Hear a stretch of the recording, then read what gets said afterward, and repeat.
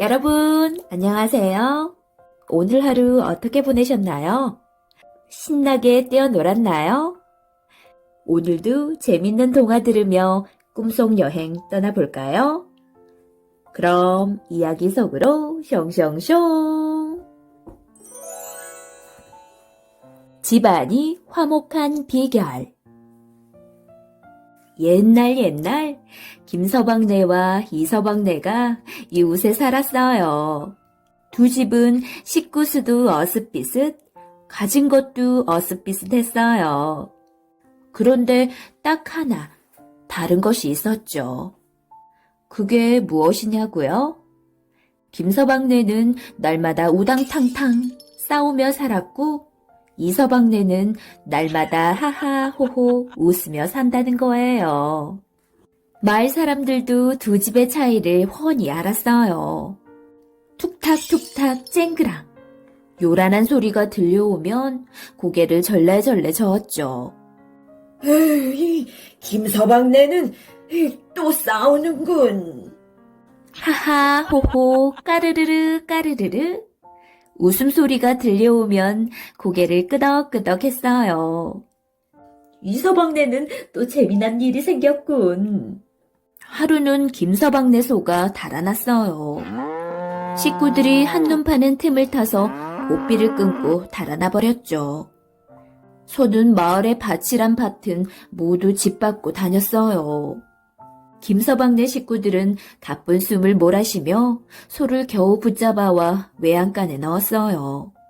그러고는 한바탕 싸움이 벌어졌죠. 에이, 도대체 여물을 얼마나 대충 줬기에 이 소가 배고파 날뛰게 만든 거야? 에? 김서방이 아내에게 울근불근 화를 냈어요. 넌 눈도 없니? 이 코앞에서 빨래를 하면서도 이 소가 고삐 끊는 것도 못 보게. 아내는 며느리에게 씩씩대며 화를 냈죠. 소가 밭을 다 망치도록 그냥 두면 어떡해요? 며느리는 남편에게 불그락 화를 냈어요. 그러자 아들은 아버지에게 투덜투덜 화를 냈죠. 고삐를 단단히 맸으면 이런 일이 없잖아요. 옥신각신 실죽셀죽. 김서방네는 하루도 싸움을 안 하는 날이 없었죠. 에이, 지겨워. 에휴, 이제 좀 그만 싸울 수는 없나? 에이, 가만, 이서방네는 어떻게 한 번도 큰 소리가 안 나지? 김서방은 이서방을 찾아가 소 때문에 싸운 이야기를 했어요. 자네 집이라면 어떻겠는가? 우리처럼 다투었을까? 이서방이 빙그레 웃으며 대답했죠. 우리 집은 어쩌는지 잘 보게. 이서방은 슬며시 고삐를 풀어주고는 소 엉덩이를 찰싹 때렸어요. 엄마! 소는 밖으로 뛰쳐나가 논밭을 마구 돌아다녔죠. 깜짝 놀란 이서방네 식구들이 달려나와 소를 겨우 붙잡아 외양간에 도로 넣었죠. 김서방이 중얼중얼 혼잣말을 했어요. 이서방네도 틀림없이 싸움을 하겠지? 내 잘못이요. 고삐를 단단히 메웠어야 하는데. 이서방이 먼저 자기 탓을 했어요. 아니에요. 제가 여물을 든든히 먹였으면 이런 일이 없었을 거예요. 아내가 자기 잘못이라며 나섰어요. 아니에요. 제가 가까이 있으면서도 얼른 붙들지 못했어요. 이번에는 며느리가 자기 탓이라고 했어요. 그러자 아들이 말했죠. 제가 잘 살폈어야 하는데 그만 깜빡 잊었어요. 모두 제 잘못입니다. 내 탓이요. 아니, 제 잘못이에요. 이서방네 식구들은 서로 자기 잘못이라고 했어요. 그러니 싸움이 날 리가 없죠. 어느새 모두 하하호호 웃고 있었어요. 어휴, 사이좋은 비결이 바로 저것이로구나. 김서방은 그제야 무릎을 탁 치고는 크게 밝아진 얼굴로 돌아갔답니다. 짧아진 바지. 옛날 어느 부자에게 딸이 셋이 있었어요.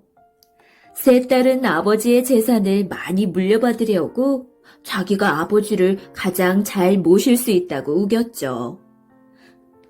난 날마다 아버지께 쌀밥과 고기 반찬과 비단 옷을 해드릴 거야.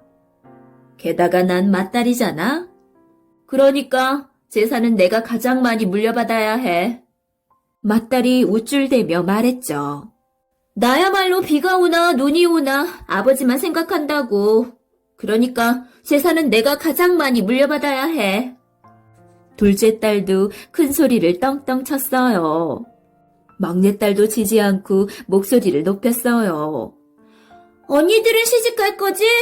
난 아버지랑 살 거야. 그러니까 재산은 내가 가장 많이 물려받아야 해. 부자는 세 딸 모두가 효녀라는 게 무척 기쁘고 흐뭇했죠. 그런데 이상하게도 마을 사람들은 이웃 마을에 사는 선비의 딸만 칭찬했죠. 선비의 딸보다 더 효녀는 없을 거예요. 선비의 딸들이 내 딸보다 더 효녀란 말이지. 부자는 믿을 수가 없었죠. 어느 무더운 여름날 부자는 선비의 집을 찾아갔어요. 선비는 무릎이 다 드러난 짧은 바지를 입고 나왔어요. 점잖은 선비께서 짧은 바지를 입다니요. 부자는 선비를 보고 혀를 끌끌 찼어요. 제 이야기 한번 들어보시지요. 선비는 바지가 짧아진 까닭을 이야기했죠. 얼마 전 선비는 여름 옷을 한 벌 선물 받았죠. 그런데 옷을 입어보니 바지가 한 뼘이나 길지 뭐예요? 얘들아, 누가 내 바지를 한 뼘만 줄여다오. 네. 세 딸들은 모두 공손히 대답했죠. 다음 날 선비는 밖에 나갈 일이 생겨 선물로 받은 바지를 입었죠. 그런데 바지가 껑충하게 짧아져 있었죠. 무릎이 훤히 보일 만큼 말이죠. 에이, 내가 분명히 한 뼘만 줄이라고 했는데 이게 어찌된 일이냐? 선비가 세 딸을 불러놓고 물었어요. 세 딸은 이상하다는 듯 고개를 갸우뚱 했어요.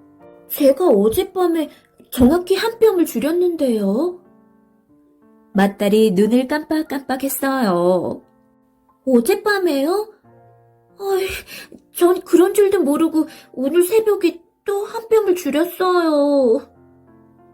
둘째 딸의 얼굴이 빨갛게 물들었죠. 전 언니들이 줄인 줄도 모르고 오늘 아침에 또 한 뼘을 줄였어요. 막내딸도 풀이 죽은 목소리로 말했어요. 아니다. 너희가 줄여놓은 이 바지야말로 나한테 가장 잘 맞는 바지로구나. 선비는 흐뭇하게 웃었어요. 옳거니. 선비의 이야기를 듣고 부자는 무릎을 탁 쳤죠. 집으로 돌아온 부자는 세 딸들을 불렀어요. 얘들아, 이 바지가 너무 길구나. 누가 한 뼘만 줄여다오. 네. 세 딸 모두 공손히 대답했죠. 그런데 다음날 보니 바지가 조금도 안 줄었지 뭐예요? 에이, 바지가 어째서 그대로인 게냐? 부자는 몹시 화가 나서 호통을 쳤죠. 아니, 정말이에요? 얘, 넌 도대체 뭘 했니? 맏딸이 둘째 딸에게 버럭 화를 냈어요. 그런 일은 막내인 내가 해야지. 둘째 딸은 막내딸에게 눈을 흘겼죠. 그러자 막내딸도 입을 삐쭉 내밀었어요. 언니들도 참 바느질도 서툰 내가 줄여야겠어요? 그걸 보고 부자는 한숨만 푹푹 내쉬었답니다. 여러분, 이야기 잘 들었나요? 여러 사람이 함께 생활하는 곳에서 자기만 편하게 지내려고 하는 것은 바람직하지 않다는 것을 아이에게 알려주세요. 서로 다른 사람에게 일을 미룬다면 불만이 많아지고 싸움도 많아져서 함께 어울려 살 수가 없게 되죠. 다른 사람과 함께 어우러져 살려면 다른 사람에게 기대기만 할 것이 아니라 서로 도와가며 힘을 합쳐야 한다는 것을 기억하게 해주세요.